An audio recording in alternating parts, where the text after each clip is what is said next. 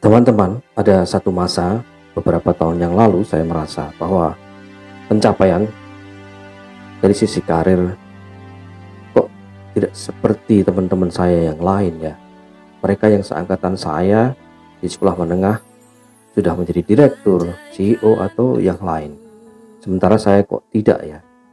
Meskipun sebenarnya saya juga sudah berada pada posisi tinggi dalam sebuah media, namun saya gelisah dengan hal ini. Syukurlah bahwa kemudian saya bisa menyelesaikan persoalan ini. Artinya saya bisa mencapai satu apa yang saya inginkan. Tapi kegelisahan kayak gini menurut saya banyak kita alami ya. Banyakkan orang juga mengalami yang sama.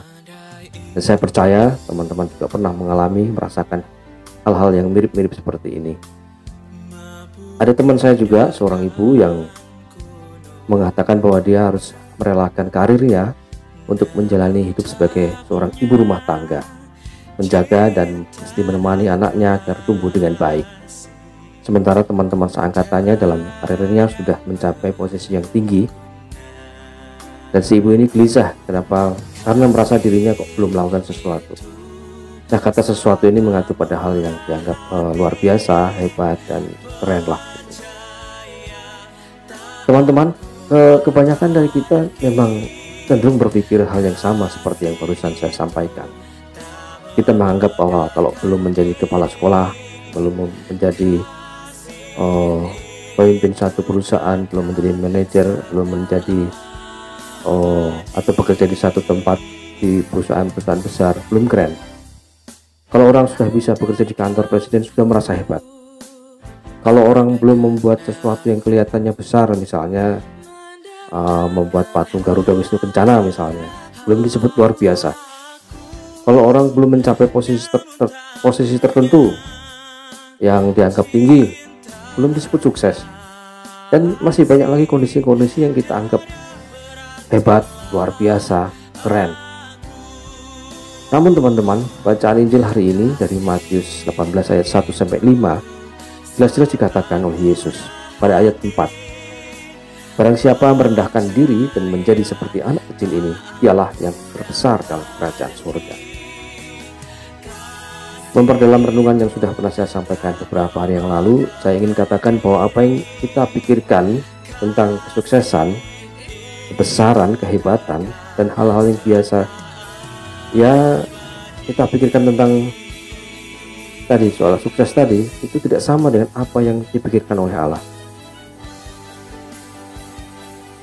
Menurut refleksi saya, seorang ibu lulusan sekolah dasar yang membaktikan diri penuh cinta untuk merawat anak dan suami hingga tua dan meninggal dan tinggal di rumah saja mengurus segala keperluan dan kebutuhan rumah tangga bisa jadi lebih hebat, lebih luar biasa dibanding seseorang dengan tingkat pendidikan tinggi, doktor misalnya, menjadi rektor suatu universitas ternama, lalu menjadi menteri dan dipercaya memimpin lembaga internasional.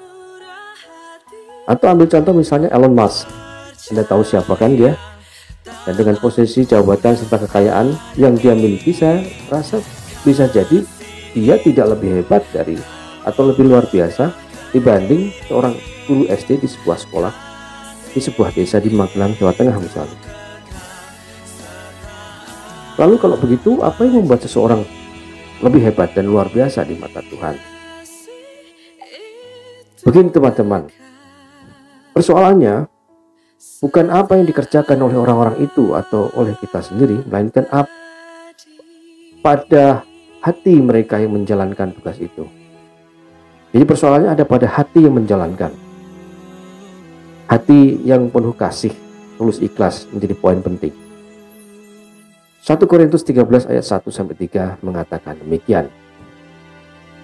Sekalipun aku dapat berkata-kata dengan semua bahasa manusia dan bahasa malaikat, tetapi jika aku tidak mempunyai kasih, aku sama dengan gong yang berkumandang dan canang yang gemerincing.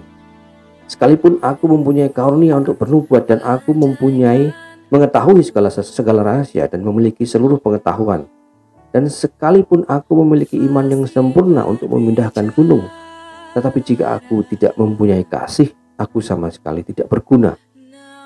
Dan sekalipun aku membagi-bagikan segala sesuatu yang ada padaku, bahkan menyerahkan tubuhku untuk dibakar, Tetapi jika aku tidak mempunyai kasih, sedikit pun tidak ada faedahnya bagiku. Nah teman-teman, hari ini gereja merayakan pesta Santa Teresia dari kanak-kanak Yesus. Lahir dengan nama Maria François Therese Martin di Alençon, Prancis pada 2 Januari 1873, Teresia tumbuh menjadi anak yang peka dan punya kerinduan besar untuk mengabdi dan bersatu dengan kanak-kanak Kristus.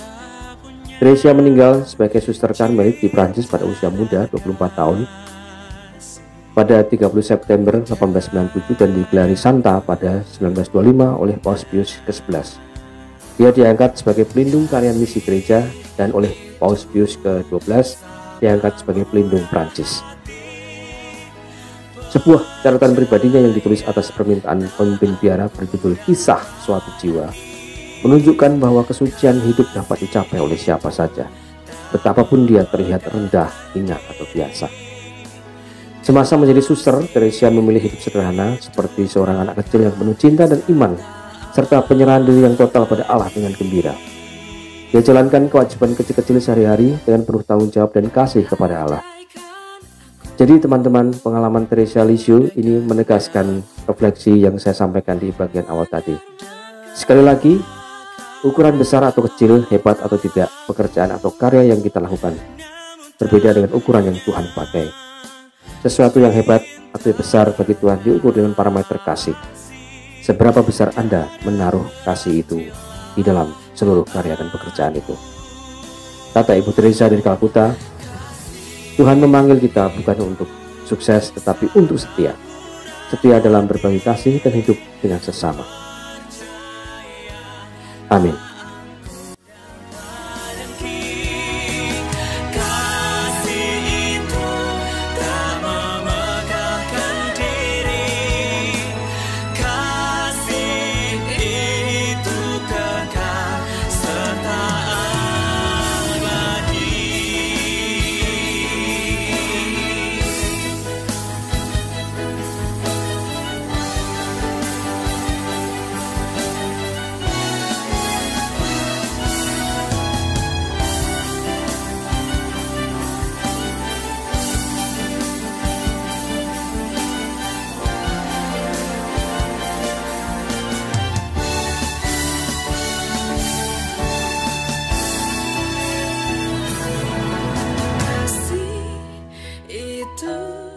Sabar murah hati, percaya tak angkuh dan tanding.